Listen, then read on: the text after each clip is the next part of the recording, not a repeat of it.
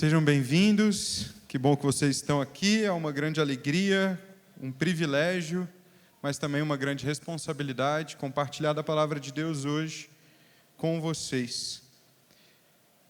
Queridos, cada um desses bebês, dessas crianças que vocês viram aqui, passou por um processo intenso, complexo e desafiador assim que nasceu. Assim que o bebê nasce, muitos dos processos de mudança e aprendizagem acontecem ali nos primeiros segundos, minutos, horas, dias da vida do bebê. Processos intensos. Nos primeiros segundos fora do útero, por exemplo, os alvéolos se expandem, o pulmãozinho se expande, começa a receber ar para que ele possa respirar. Nos primeiros minutos, a circulação no seu coração muda, a fim de permitir que o sangue vá para o pulmão de forma eficiente, passe por uma troca gasosa ali e possa viver, então. Nas primeiras horas, a criança tem o seu reflexo de sucção e deglutição aprimorados, refinados, e ele pode, então, mamar. Ele tem o seu sistema digestório preparado para receber leite. Nos primeiros dias das suas vidas, cada uma dessas crianças teve a sua acuidade visual melhorada ao longo do tempo e passou, então, a perceber formas, a conseguir reconhecer o rostinho da mamãe, com um tempo um pouquinho maior, o do papai. Cada uma dessas transformações foi essencial para permitir que a vida de cada uma dessas crianças fosse possível após o seu nascimento. Uma adaptação intensa, mas necessária, para que cada criança pudesse viver a partir da nova realidade. Antes, no útero, agora, após o seu nascimento, aqui, nessa nova condição, nessa nova realidade. Sem tais aprendizagens, não haveria vida. Elas precisam acontecer, a fim de que o bebê viva em sua nova condição. Da mesma forma, queridos, os discípulos de Jesus são chamados a uma série de mudanças a partir do seu nascimento, ou do seu novo nascimento, do seu nascimento em Cristo, do nascimento no Espírito. Há uma série de mudanças que precisam acontecer a fim de que a velha forma de viver seja deixada e cada discípulo, então, assim como essas crianças ao nascerem, possa experimentar a realidade da novidade de vida na sua nova condição, na sua nova realidade. A fim de que a nova forma de viver seja experimentada em sua plenitude, progressivamente e cada vez mais. Ao longo desse trimestre, nós estamos olhando para a nossa identidade como seres humanos, criados à imagem e semelhança de Deus, radicalmente corrompidos pelo pecado, mas refeitos, recriados em Cristo Jesus. Ao longo desses 3 meses, nós estamos aprendendo a viver de acordo com a nova identidade recriada, refeita em Cristo. Nós já estamos caminhando, então, nessa série de mensagens desde o primeiro domingo de janeiro, e essa é a 11ª mensagem. Eu não vou recapitular, ou conseguir recapitular todas as outras 10, mas eu quero te encorajar fortemente a acompanhar essa série, a maratonar nos nossos canais no YouTube ou no Spotify. Mas ao longo desse mês de março, nós estamos olhando especificamente, especialmente, para a relação entre a identidade e a sexualidade. E entendendo como nós devemos viver a sexualidade como discípulos de Jesus. Esse é um tema urgente em nosso tempo, diante de tanta confusão, mas também diante de tanta dor e sofrimento. A confusão acerca do papel da sexualidade em nossa vida e em nosso relacionamento com Deus tem gerado angústia, tristeza, desespero em tantas pessoas que têm sido sequestradas por caminhos de morte. Mas como os discípulos de Jesus, nós precisamos aprender com o Senhor como nós devemos viver, então, a nossa sexualidade à luz da nossa nova identidade. Ao contrário do que propõe a cultura vigente, você sabe disso se você tem acompanhado toda essa série. Ao contrário do que propõe a cultura, que diz que, na verdade, é a sexualidade, o desejo, a expressão desse desejo, que determina quem somos e como vivemos.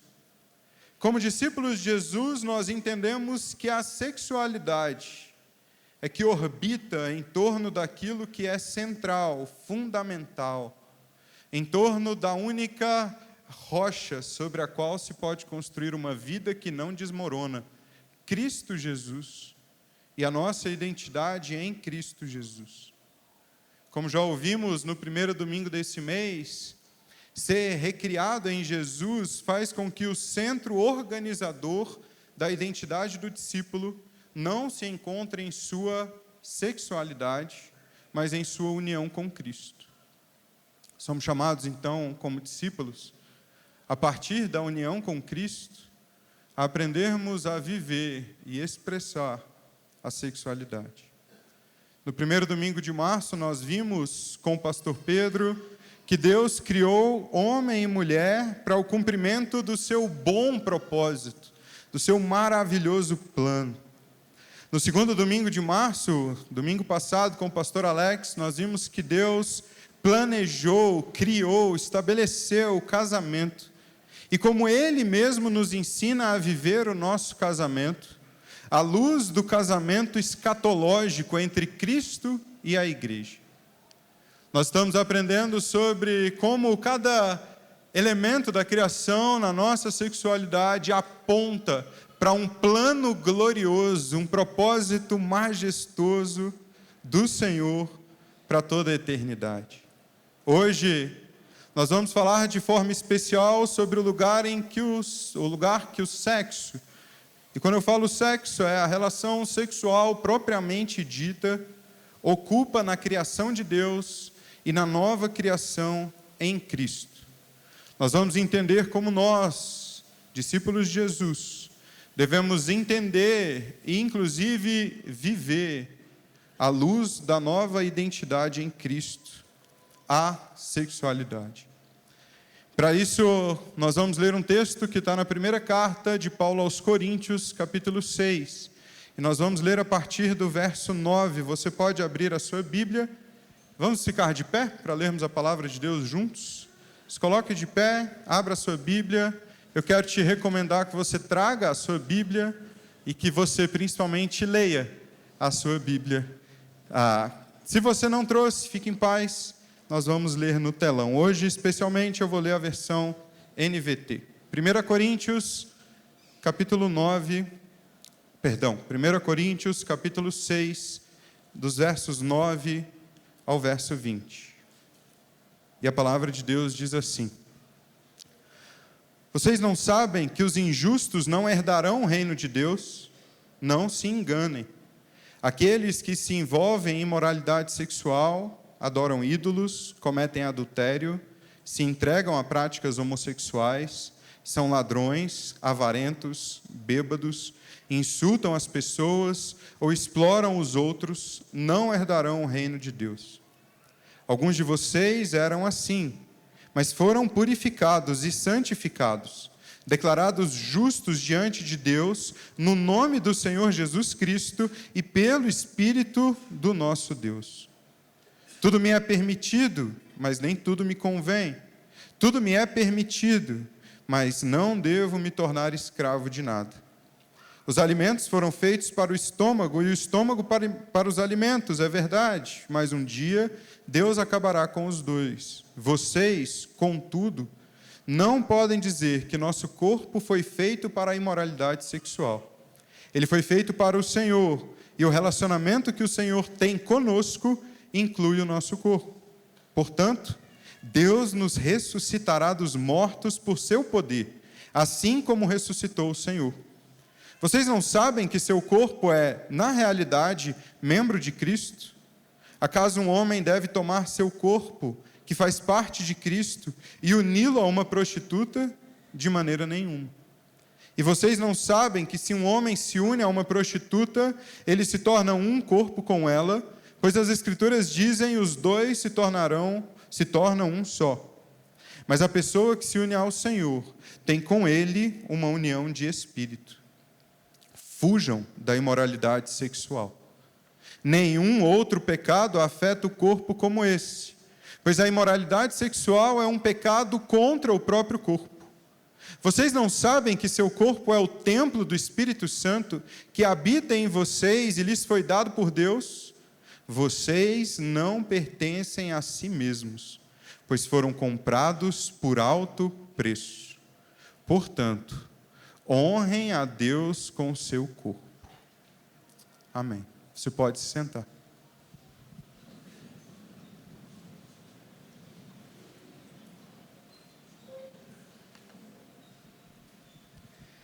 Assim como nós, a Igreja Batista Vértice, a igreja em Brasília, no Brasil, a Igreja de Corinto fora chamada a viver a partir de uma nova identidade, à luz de uma nova realidade, a união com Cristo.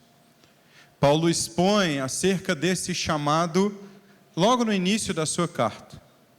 No capítulo 1, verso 1, Paulo diz: eu, Paulo, chamado para ser apóstolo de Cristo Jesus, pela vontade de Deus, escreva esta carta com nosso irmão Sóstenes, à igreja de Deus em Corinto, aqueles que ele santificou por meio de Cristo Jesus. Vocês foram chamados por Deus para ser seu povo santo, junto com todos que em toda parte invocam o nome do nosso Senhor Jesus Cristo, Senhor deles e nosso. O verso 2 do apóstolo Paulo, como nós vemos, revela a nova identidade, o chamado de Deus para essa igreja, mas não apenas para essa igreja, para todo o povo que invoca o nome do Senhor, que se rende ao Senhor ao longo de toda a história. Um chamado para viver de acordo com uma nova identidade. Afinal de contas, a igreja de Corinto e a igreja Vértice foram chamadas por Deus para ser seu povo santo.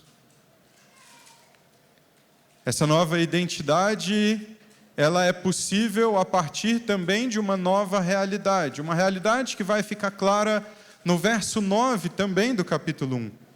O apóstolo Paulo, em sua oração de adoração e louvor a Deus, diz: Deus é fiel e Ele os convidou a ter comunhão com o seu Filho Jesus Cristo, nosso Senhor.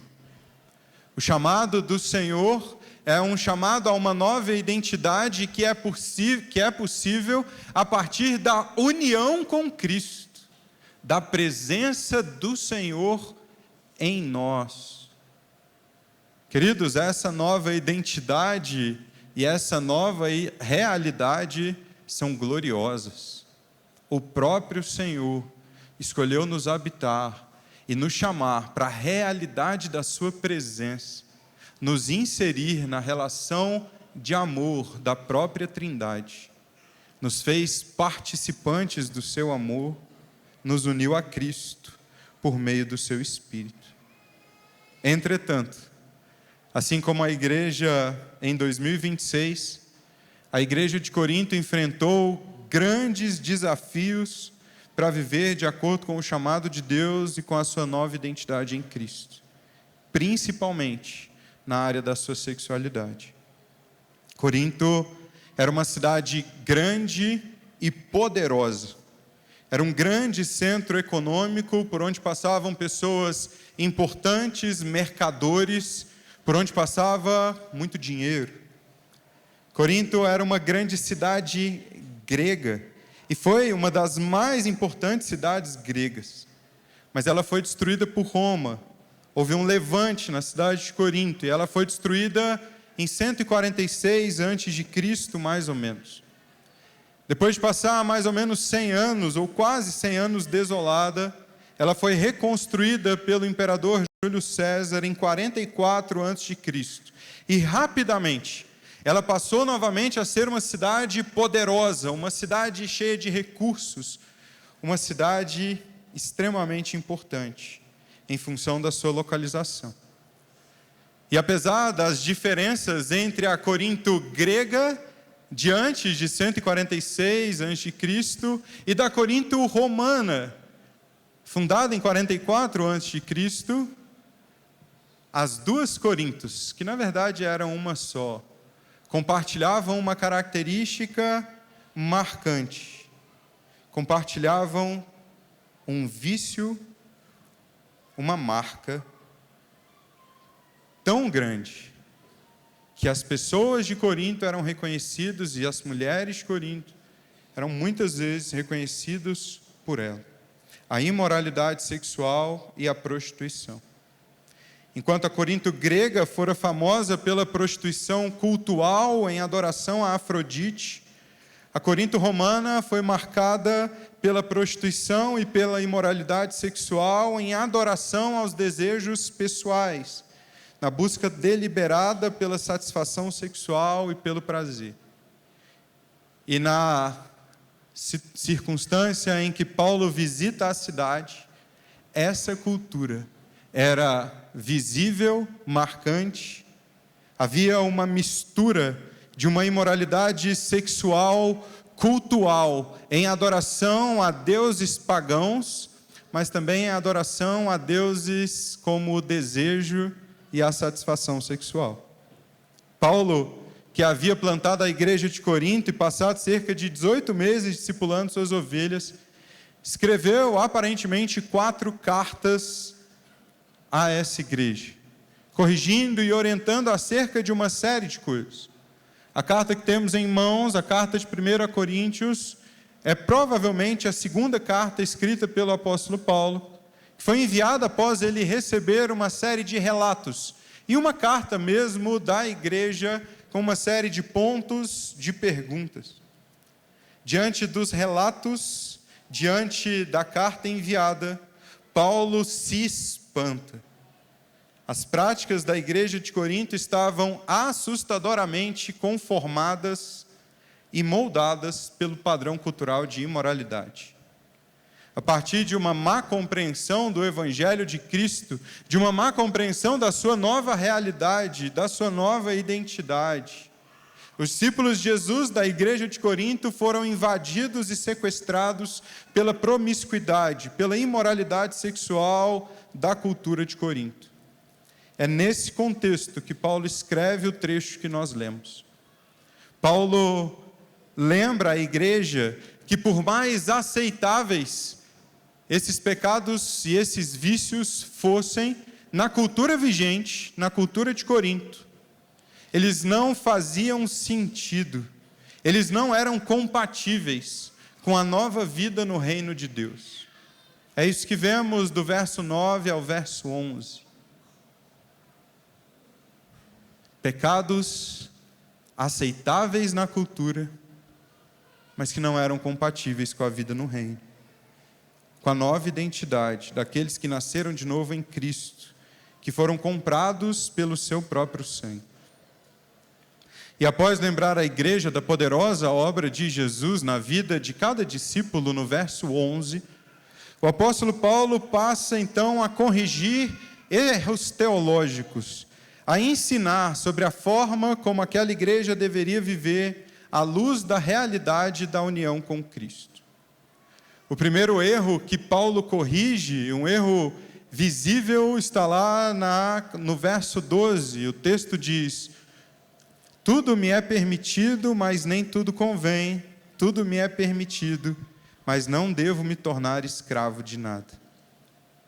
Paulo se depara com uma liberdade escravizadora presente na igreja de Corinto.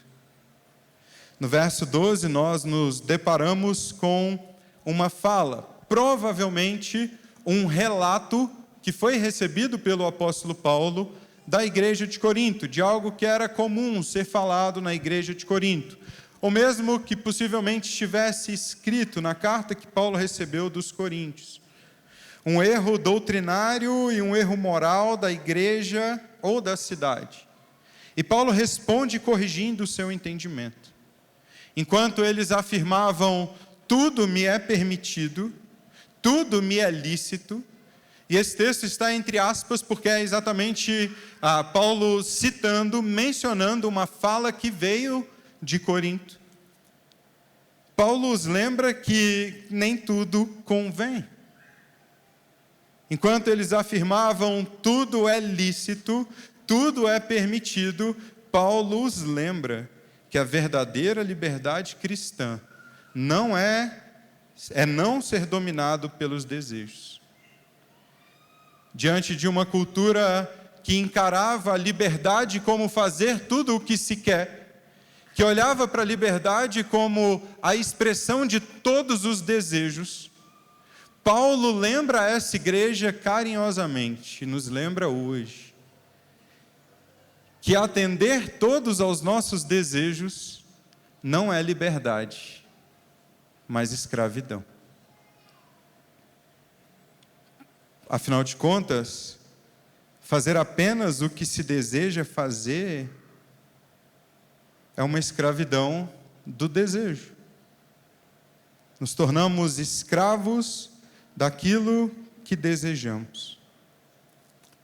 Enquanto a Corinto grega se perdia na imoralidade sexual, em adoração e em submissão a Afrodite, por exemplo, a igreja em Corinto se perdia na imoralidade sexual, em adoração e submissão ao próprio prazer, ao próprio desejo, à própria vontade, se entregando à escravidão. Porque, queridos, liberdade cristã genuína é a liberdade, inclusive, de negar o próprio desejo por amor a Cristo. Pois para isso fomos libertados. Fomos libertados, comprados por alto preço, libertados do mercado de escravos, dos maus desejos de outrora, para que possamos viver com Deus, em sua presença, em sua vontade. Mas o segundo erro presente na igreja de Corinto, que possivelmente conduzia a esse primeiro, é um dualismo. E um dualismo mortal, um dualismo que conduzia à morte. No verso 13, o apóstolo Paulo diz, também reagindo a uma fala da igreja de Corinto, os alimentos foram feitos para o estômago e o estômago para os alimentos. É verdade, mas um dia Deus acabará com os dois. Vocês, contudo, não podem dizer que nosso corpo foi feito para a imoralidade sexual. Ele foi feito para o Senhor, e o relacionamento que o Senhor tem conosco inclui o nosso corpo.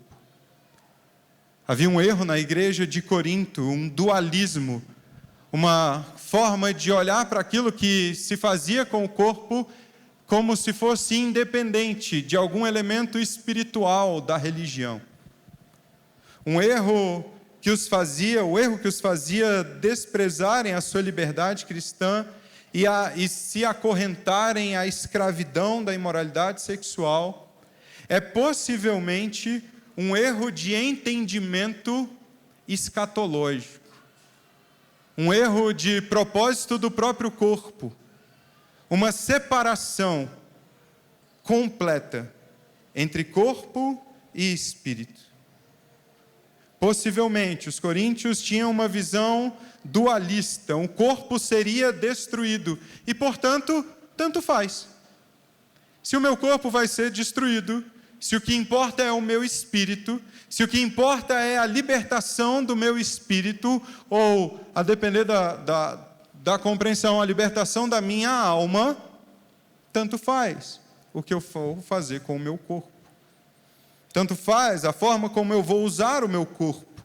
Tanto faz com quem eu me unirei sexualmente.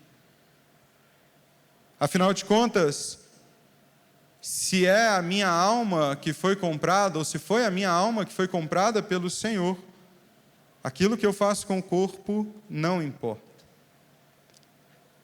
Na visão dos coríntios, assim como comer era a função do estômago, a prática sexual era a função do corpo. Para isso ele existia. Ao mencionar essa fala dos coríntios, o estômago é para o alimento é para o estômago, Paulo deixa claro que a visão que era predominante era o corpo é para o sexo e o sexo é para o corpo. É biológico, faz sentido. Em função dessa fragmentação, o sexo, com quem quer que fosse, estava liberado. Afinal de contas, era natural, era impulsivo, era fisiológico, biológico e não deveria ser contido. Na resposta de Paulo, nós percebemos uma desconsideração pelo porvir, uma escatologia completamente realizada, onde tudo o que importava era o aqui e o agora. Queridos, qualquer semelhança entre a igreja de Corinto e a igreja de 2000... Nossa, foi demais, né? Vou voltar nessa frase. Qualquer semelhança entre os desafios da igreja de Corinto e os desafios da igreja em 2026 não é mera coincidência. Nós continuamos ameaçados pela mesma natureza, pela mesma condição do coração, pelos mesmos pensamentos.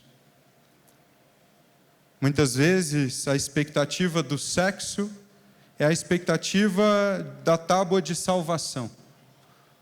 O lugar onde se encontrará alegria, descanso, liberdade. A liberdade tão sonhada, a promessa de uma vida livre de ansiedade e angústia, que é possível somente quando os desejos sexuais forem satisfeitos. A mentira de Satanás volta a nos atacar e dizer: olha, certamente não morrerão. Volta a nos oferecer um caminho à parte de Deus, onde na promessa falsa do engano, se é possível encontrar alegria, satisfação e liberdade. A liberdade passou a ser caracterizada pela liberdade sexual, para fazer o que bem se entende. E apenas ali, quando os desejos sexuais forem satisfeitos, então, segundo a promessa do mundo, pode-se encontrar verdadeira satisfação. A promessa do mundo ainda é alegria, satisfação, esperança, libertação, por meio da prática sexual. E nesse contexto, o que se diz muitas vezes é que o sistema religioso opressor é, na verdade, uma camisa de forças. E então, quando você ceder aos seus desejos, quando você ceder à imoralidade, você então se sentirá bem, encontrará alegria. Queridos, e eu falo isso com amor, Como nós vimos na primeira mensagem, eu quero te lembrar disso.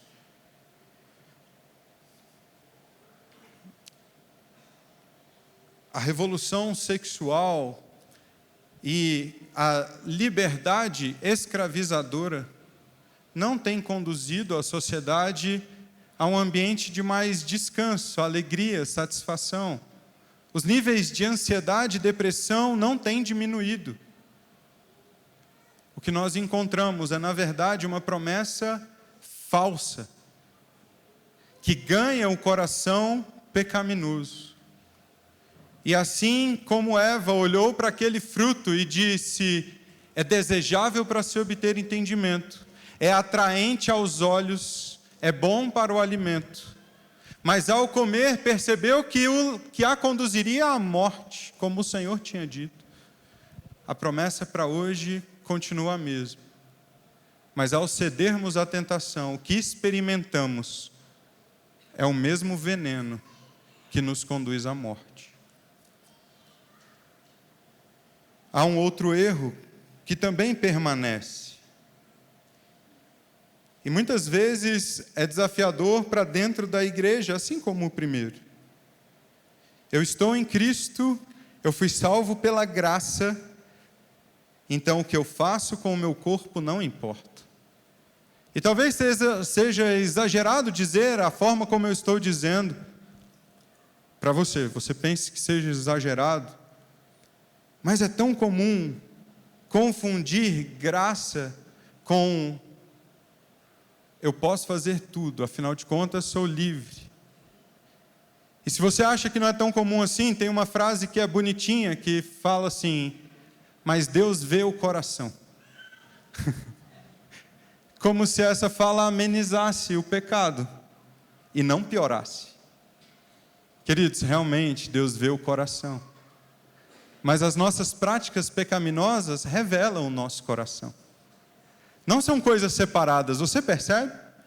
Quando a gente diz assim, tudo bem a gente praticar isso, tudo bem a gente cair aqui, fala sério, é só um pecadinho. Deus vê o mesmo é o coração, Ele sabe do meu coração sincero. O que nós estamos fazendo é a mesma coisa que a igreja de Corinto. Separando vida aqui, vida material, entre aspas, e devoção espiritual, entre aspas. Mas, queridos, essas coisas não se separam. Nós ouvimos na primeira mensagem que a nossa espiritualidade é uma espiritualidade encarnada. Aquilo que fazemos com o corpo importa. Essas também são as palavras do apóstolo Paulo. Afinal de contas, o nosso corpo não é nosso. O nosso corpo é do Senhor. O apóstolo Paulo deixa claro, no final do verso 13, ele foi feito para o Senhor, e o relacionamento que o Senhor tem conosco inclui o nosso corpo. Eu vou repetir, o nosso corpo foi feito para o Senhor, e o relacionamento que temos com o Senhor inclui o nosso corpo. E talvez você esteja ouvindo até aqui, esteja meio desconfortável e meio inquieto, pensando, poxa, eu já vim na igreja, talvez você esteja nos visitando hoje pela primeira vez, e você está me vendo falar mal do sexo.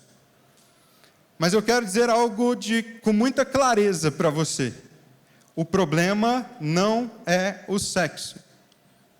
E eu peço para você não se levantar ainda, me escuta ouvir, me ouve até o final, por favor. Pelo amor de Deus. O problema não é o sexo.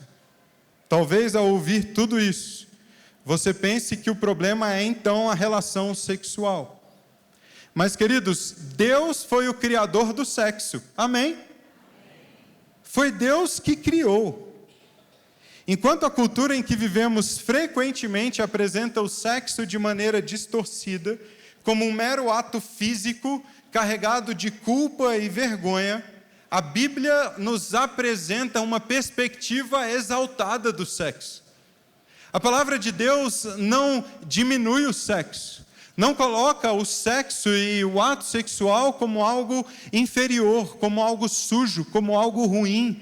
Pelo contrário, ela nos oferece uma perspectiva sobre o sexo que aponta para uma realidade gloriosa. Deus criou o sexo com um propósito magnífico, ser uma expressão sagrada da comunhão, do prazer e da renovação da aliança dentro do casamento. O sexo foi criado por Deus como algo puro e bom. Desde o princípio, Deus projetou a união física entre homem e mulher. Ao dizer, por isso, como lemos na semana passada, Gênesis 2, 24, por isso deixará o homem pai e mãe, se unirá à sua mulher, e os dois se tornarão uma só carne. O apóstolo Paulo estava se referindo a uma união que é uma clivagem. A palavra significa uma mistura, uma união visceral, física, emocional, espiritual. O sexo foi criado por Deus, foi Ele que projetou. Na carta aos Coríntios, Paulo não está negando a beleza ou o propósito do sexo, mas expondo a realidade de Deus ter estabelecido um lugar para que ele aconteça. No verso 16, ao se opor ao relacionamento sexual por meio da prostituição, Paulo faz referência à fala de Deus ao criar o casamento. Nós lemos no verso 16, o texto diz assim: e vocês não sabem que se um homem se une a uma prostituta, ele se torna um só corpo com ela, pois as Escrituras dizem, os dois se tornarão um só. Ao dizer, as Escrituras dizem, os dois se tornarão um só, Paulo posiciona o sexo no ambiente de aliança do casamento. Paulo faz referência ao estabelecimento do casamento em Gênesis 2, 24. Como Craig Blomberg afirma, a relação sexual é a forma mais íntima de comunicação pessoal na esfera física e reflete uma unidade interpessoal que deve ser reservada para alguém com quem se está fundamentalmente comprometido. O sexo, queridos, é bom. Foi planejado e projetado pelo Senhor para que aconteça em um lugar em que se possa experimentar a sua bondade. Porque a partir do momento em que é experimentado fora do lugar planejado por Deus, deixa de ser glorioso e passa a ser venenoso. O cristianismo bíblico exalta a união sexual como um reflexo do amor e da glória divina. Celebra a sexualidade dentro do casamento. Se você tem dúvida de que a Bíblia diz isso, veja o que nós lemos em Provérbios, capítulo 5. Tirem as crianças da sala. Verso 16. Por que deixar que as suas fontes transbordem pelas ruas e os seus ribeiros pelas praças, que elas sejam exclusivamente suas, nunca repartidas com estranhos? Seja bendita a sua fonte. Alegre-se com a esposa da sua juventude, gazela amorosa, corça graciosa, que os seios dela sempre o fartem de prazer, que você se embriague sempre com o seu amor. Queridos, na perspectiva bíblica, o casamento não é visto apenas como um contrato, mas como uma aliança feita diante de Deus que compartilha, inclusive, fisicalidade, o corpo. O sexo é uma representação encarnada dessa aliança. É por isso que marido e mulher se unem fisicamente e devem fazê-lo. Se pularmos um capítulo para frente, nós leremos Paulo dizendo: não se afastem por muito tempo, afinal de contas, nesse ambiente de aliança, o homem é da mulher e a mulher é do homem. Queridos, o sexo não é proibido, ele é incentivado no lugar certo. Mas o sexo, a relação sexual, é um instrumento divino para fortalecer e renovar a aliança no casamento. Mas a relação sexual é uma expressão de adoração ao Senhor, de deleite nele. O prazer físico e emocional durante a relação sexual no casamento não é apenas uma experiência humana, é uma dádiva divina, é gloriosa. O sexo dentro do casamento reflete esse aspecto da trindade, uma entrega voluntária, júbilo e alegria. E se você acha que eu estou exagerando, vamos ler o que o pastor John Piper diz sobre isso. E se você achar exagerado demais, lembre-se, não foi o Felipe Dinato, foi o John Piper. Não, achei melhor explicar mesmo, porque é forte aqui. Deus deve ser experimentado no prazer sexual. Já começa, uau! Deus deve ser experimentado no prazer sexual. Os mesmos deleites, paixões e êxtases da relação sexual planejada por Deus para o casamento são as espécies de prazer que o próprio Deus concebeu e criou. Vêm dele, são parte dele. Ele conhece o prazer, imagina o prazer e cria o prazer. Assim, quando provamos esses prazeres, provamos um pouco de Deus.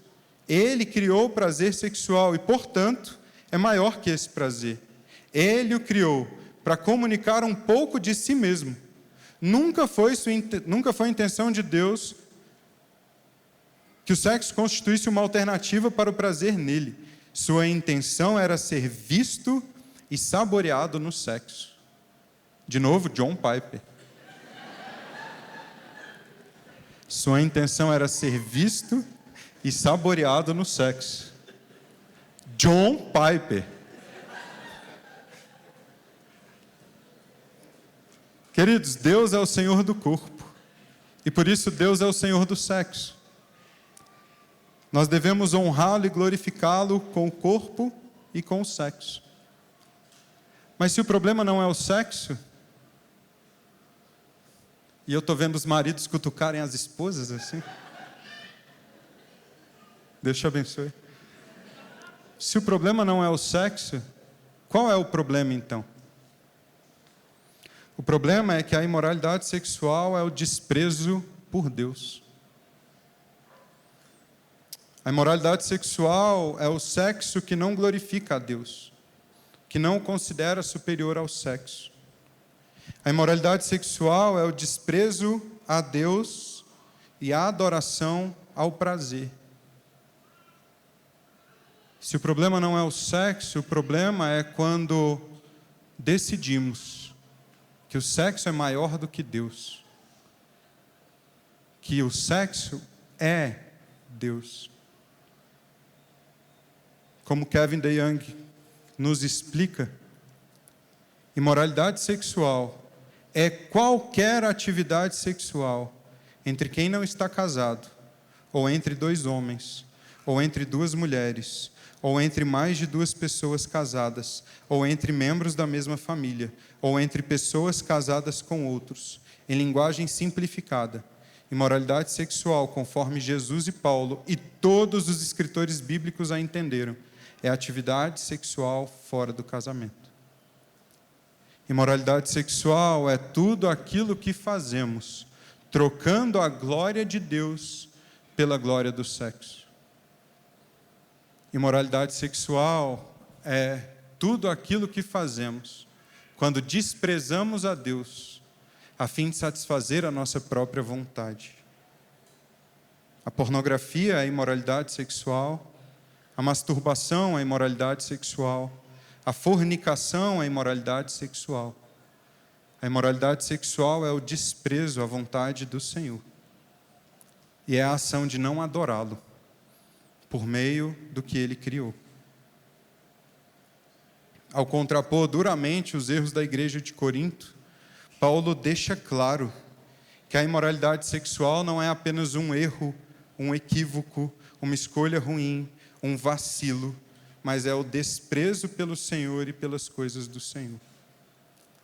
O discípulo de Jesus deve fugir da imoralidade sexual, porque, como Paulo vai nos dizer no verso 13, o corpo não foi feito para a imoralidade sexual, mas para o Senhor.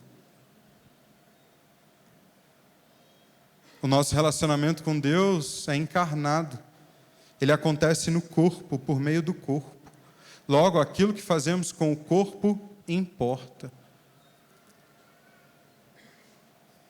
O discípulo de Jesus deve fugir da imoralidade sexual porque há algum elemento de continuidade entre o agora e o porvir.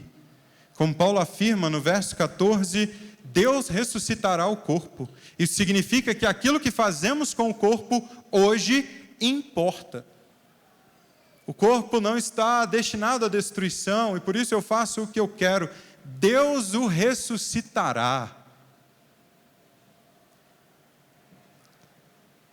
Devemos fugir da imoralidade sexual porque o corpo é membro de Cristo e membro do corpo de Cristo. A imoralidade sexual fere o corpo de Cristo. A imoralidade sexual fere o corpo de Cristo. Quando eu opto por satisfazer a minha própria necessidade, o meu desejo, eu desprezo a união no corpo de Cristo. É por isso que Paulo, em Efésios capítulo 5, vai dizer que não haja entre vocês nem menção de imoralidade sexual. A régua não é o que eu posso ou o que eu não posso fazer. Isso é importante. Às vezes a gente se pergunta assim, até onde eu posso ir? O que é imoralidade? Esse videozinho aqui, ok, não é um vídeo, vou usar uma expressão ruim, né? Popular, é soft porn, é vídeo de pessoas dançando e se mostrando nas redes sociais, no Instagram, no TikTok. Ok, será que aqui é pecado? Queridos, o apóstolo Paulo diz aos Efésios, nem menção de imoralidade sexual deve haver entre vocês. A imoralidade sexual fere o corpo. Nós estamos unidos a Cristo por meio do Espírito. A imoralidade sexual macula, fere o templo, profana o templo do Espírito. E mais uma vez eu reforço, nós vemos no verso 20, não foi apenas o meu espírito, a minha alma, que foi comprada por Cristo na cruz do Calvário, mas todo o meu ser, a integralidade do meu ser. E sabe o preço que foi pago para que essa compra seja feita? O sangue de Cristo Jesus derramado na cruz, a vida do próprio Senhor. Mais uma vez, Kevin DeYoung afirma, pecado sexual é terrível, porque é um pecado contra seu próprio corpo e pecado contra o corpo de Cristo, do qual você é membro. Se você não consegue conceber, atenção, nossa, de novo, Kevin DeYoung, tá? Não é Felipe de Nato. Não sei se eu teria coragem de falar dessa forma se não tivesse uma citação. Se você não consegue conceber Jesus com uma prostituta, ou curtindo pornografia, ou galinhando, então você não deve se imaginar em circunstâncias assim. Você pertence a Cristo. Mais do que isso, você foi unido com Ele. Se o corpo dele é puro, o seu também deveria ser. Queridos, talvez você esteja nos visitando hoje e pense que o desprezo a Deus não seja tão grave assim. Afinal de contas, você nunca teve uma relação boa com Ele mesmo. Você não sabe nem se acredita muito bem em Deus. E se acaso você acredite, você não sabe se Ele acredita em você, se Ele te escuta, se Ele se preocupa contigo. Mas, queridos, o problema do desprezo a Deus não afeta em primeiro lugar Deus, como se Ele se sentisse sozinho. O problema do desprezo a Deus afeta em primeiro lugar nós. Afeta a nós, a nossa vida. Porque a realidade, queridos, é que longe dele, não importa o quanto busquemos satisfação sexual, jamais experimentaremos alegria e contentamento genuínos. Longe do Senhor, não há satisfação, não há alegria genuína, não há contentamento. Apenas Ele pode nos dar a alegria que buscamos. A satisfação que mendigamos a Satanás quando nos deitamos sexualmente fora do casamento é migalha. A satisfação que mendigamos a Satanás quando buscamos tomar o veneno da pornografia é migalha. A satisfação que buscamos ao perder a nossa vida na masturbação é migalha. Mas é veneno que conduz à morte. Longe de Deus não há vida, não há como respirarmos, não há alegria, não há cama que nos dê conforto, não há sexo que nos satisfaça, não há experiência sexual que gere satisfação e ainda que gere êxtase. Talvez você saiba que o que vem logo depois é um sentimento terrível de morte. É um sentimento terrível de vazio e dor. As palavras de John Piper, o pecado sexual cresce no solo da cegueira, da escuridão, da ignorância a respeito da grandeza e da beleza de Deus que satisfazem plenamente. A alma humana foi criada para ser satisfeita pela glória de Deus. Quando a luz dessa glória é suprimida, a alma se destrói ao procurar satisfação nas trevas mortais. Eu quero terminar perguntando: onde nós podemos então experimentar a satisfação verdadeira? Porque eu quero te dizer, essa não é uma mensagem de julgo, essa não é uma mensagem de condenação, essa não é uma mensagem direcionada a alguém específico. Essa não... Ontem eu estava dando curso de noivos e eu quis deixar claro para os noivos. Eu falei: gente, eu não estou falando para vocês amanhã. Não estou pegando coisas que nós conversamos e estou dando indireta de púlpito. Não é isso. A mensagem de hoje não é uma mensagem de julgo e condenação, mas de esperança. Onde podemos encontrar verdadeira satisfação? Qual é a fonte da plena satisfação? Em contraposição a toda a dureza do apóstolo Paulo, combatendo a imoralidade sexual, ele nos apresenta uma realidade gloriosa, a realidade da união com Cristo. No verso 13 ele vai dizer: o relacionamento que o Senhor tem conosco inclui o nosso corpo. Queridos, nós nos relacionamos com o Senhor por meio do nosso corpo, no nosso corpo. No verso 15 ele vai dizer: vocês não sabem que seu corpo é na realidade membro de Cristo.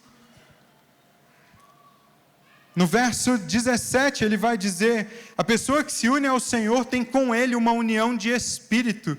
E no verso 19 ele vai dizer: vocês não sabem que seu corpo é o templo do Espírito que habita em vocês e lhes foi dado por Deus. Queridos, a realidade gloriosa da união com Cristo é a presença dEle em nós, é a presença do Espírito do próprio Senhor. É a presença gloriosa do Senhor conosco, em nós, nos habitando. Mas, por meio do seu Espírito, nós nos tornamos participantes da relação jubilosa de amor da própria Trindade. E podemos então experimentar alegria, satisfação, júbilo, êxtase. Ao longo de todo o seu argumento, Paulo se baseia em uma realidade ainda mais gloriosa. Sim, o sexo não é o problema. Sim, o sexo é bom, mas há algo superior, há algo magnífico, há algo para o qual o sexo aponta. É a união com Cristo.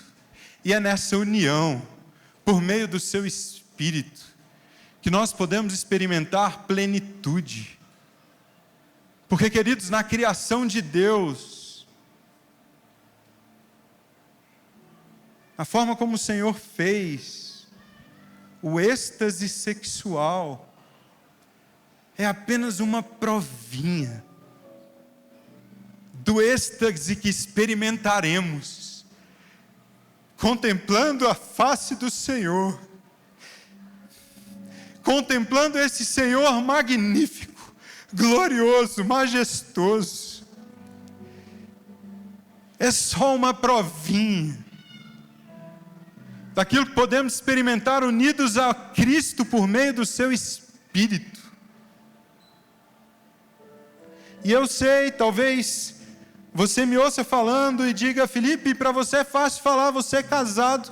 Eles deixam eu dizer uma coisa para você: se a união com Cristo não nos satisfizer, solteiros, o sexo no casamento é incapaz de nos satisfazer.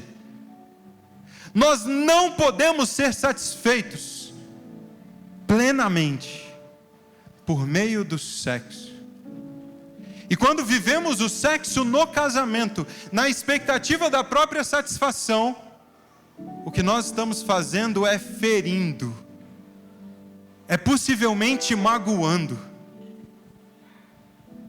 Porque até o sexo no casamento é um meio de serviço, é um meio de morrer para mim mesmo por amor à minha esposa, de me entregar por amor a Cristo. E se não houver satisfação e contentamento em Deus, o sexo não pode te satisfazer e te contentar. Longe dele, não importa o quanto busquemos satisfação sexual, jamais experimentaremos a alegria e o contentamento genuíno.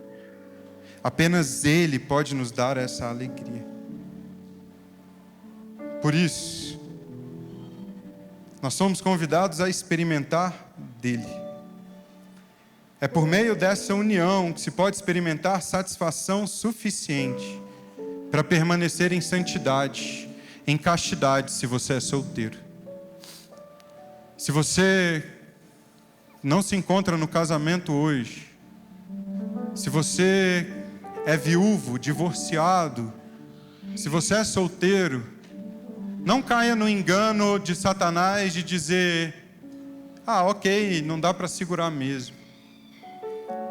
Você é chamado a experimentar a realidade da união com Cristo e encontrar satisfação e alegria na união com Cristo.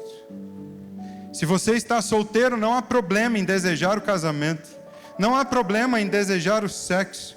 Entretanto, nem o casamento, nem o sexo serão capazes de te satisfazer verdadeiramente, se não houver a alegria da união com Cristo, por meio do seu Espírito.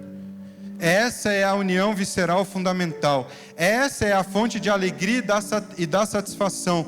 Esse é o alvo para o qual o sexo entre marido e mulher aponta. Esse é o que nós podemos experimentar ainda parcialmente hoje, mas um dia plenamente. Esse é o caminho para que consigamos permanecer santos até que Ele venha. É por meio da sua presença, é por meio do Espírito, é por meio da união com Ele que encontraremos satisfação e júbilo, até o dia em que experimentaremos a plenitude da sua presença na Nova Jerusalém. Através da união com Cristo, nós somos capacitados para a santidade. O mesmo Deus que ressuscitou Jesus dos mortos é o Senhor que nos ressuscitará, mas o mesmo Espírito que ressuscitou Jesus dos mortos é o Espírito que nos habita, que nos capacita, que nos dá poder, não nosso, mas do Senhor, para permanecermos em santidade diante dEle, adorando e nos alegrando nele. Esse é um dos presentes de estarmos unidos a Cristo. A união com Cristo significa o poder de nós, o poder de Deus operando em nós. Mas eu quero dar uma palavra e eu concluo aqui nesse momento. Para você que tem vivido na imoralidade sexual.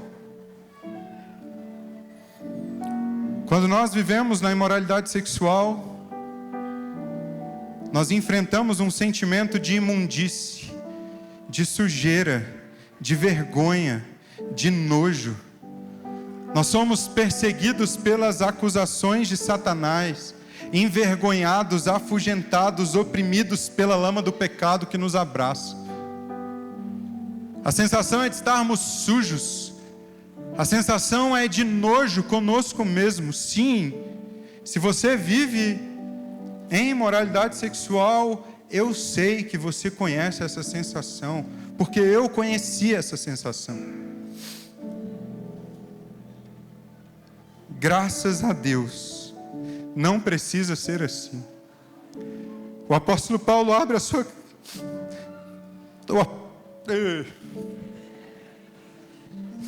O apóstolo Paulo...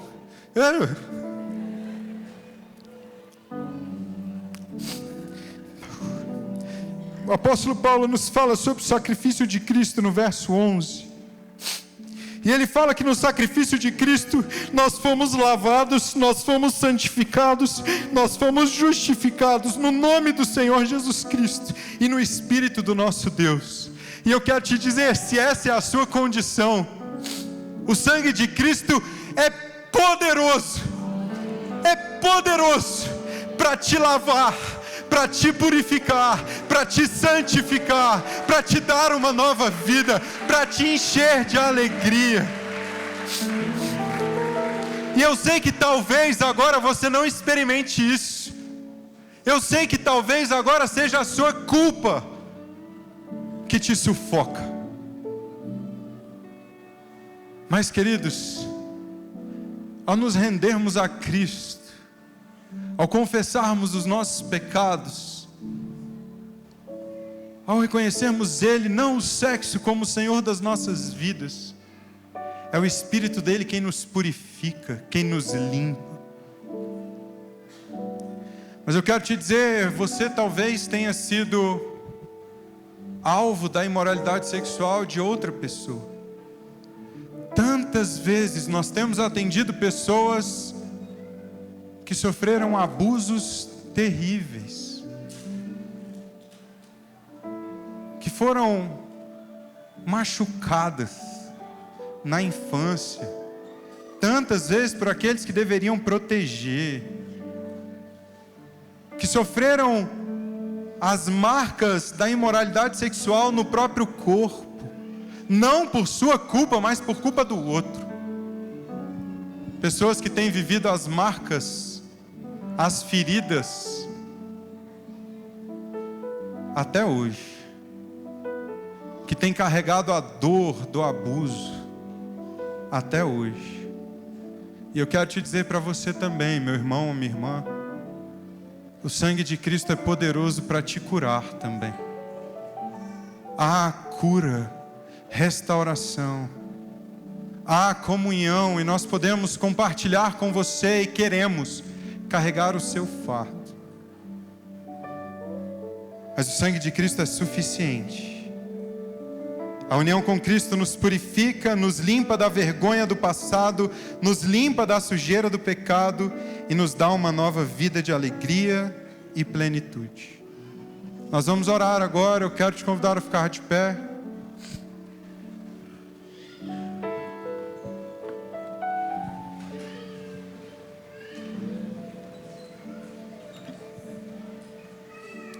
Kevin DeYoung diz: com o Evangelho há sempre esperança de purificação. Com o Espírito sempre existe esperança de poder. Com a palavra de Deus sempre reside esperança de santidade. Deus pode lhe perdoar novamente. Deus pode lhe capacitar mais. E Deus pode lhe transformar, mesmo que seja lentamente, hesitantemente e dolorosamente, de um pequenino grau de glória até o próximo. Feche seus olhos, nós vamos orar agora. Nós vamos orar para que o Senhor derrame o seu Espírito que limpa, que purifica e que liberta.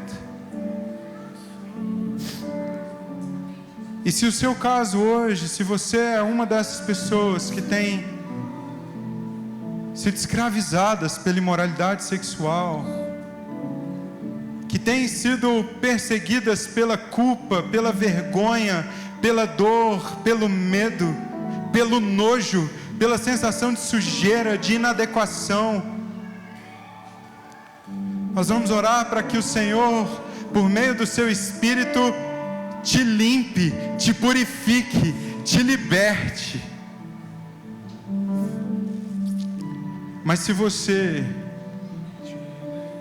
é uma dessas pessoas que sofreu abuso, seja na infância, na vida adulta, e que tem carregado as marcas no próprio corpo da dor sofrida, nós vamos orar para que hoje o Senhor te dê a experimentar uma nova realidade nele e te cure completamente. Enquanto todos estão de olhos fechados, se você faz parte de um desses grupos, se você precisa de libertação e cura, eu quero te convidar a se ajoelhar no seu lugar, como um ato de rendição a Deus, de dizer: Senhor, eu preciso de Ti, eu preciso de ajuda, eu preciso do Teu Espírito.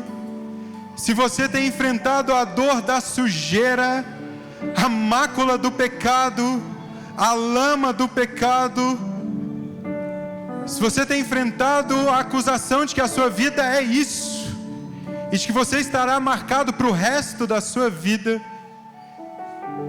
eu quero te convidar a se render diante de Cristo nesse momento, a se ajoelhar no seu lugar e a dizer: Senhor, me purifica, me limpa, me encha do teu Espírito. Senhor, a nossa oração como igreja é uma oração de clamor. Senhor, nós nos arrependemos dos nossos maus caminhos. Senhor, nós nos arrependemos do pecado que tantas vezes nós abraçamos. E nessa manhã nós confessamos esses pecados e nós clamamos: liberta-nos pelo teu Espírito, cura-nos no teu Espírito, limpa-nos, Senhor. Foi o Senhor quem disse, por meio da tua palavra, do apóstolo João, inspirado no teu Espírito: aquele que confessar os seus pecados, o Senhor é fiel para perdoar os pecados e para purificar de toda a injustiça. Senhor, purifica a igreja nessa manhã, Senhor. Purifica as nossas vidas nessa manhã, Senhor. Purifica esses irmãos, Senhor, que se reconhecem marcados, talvez presos. Senhor, nós clamamos também por aqueles marcados pela dor da imoralidade sexual cometida contra eles. Cura, Espírito Santo de Deus. Cura, Espírito Santo de Deus. Vem com teu Espírito. Gera em nós, gera na Igreja Batista Vértice, gera na igreja brasileira, gera na sua igreja a santidade que te agrada, Senhor. Nós não podemos fazer isso por nós mesmos, nós dependemos do teu Espírito. Gera em nós santidade, Senhor. Gera em nós um coração que te ama profundamente, com todas as nossas forças. Nós queremos te agradar com os nossos corpos, nós queremos te adorar com tudo que temos. E esses irmãos que se rendem a ti nessa manhã, opera uma transformação profunda, poderosa, que só o teu Espírito pode operar. Essa é a nossa oração.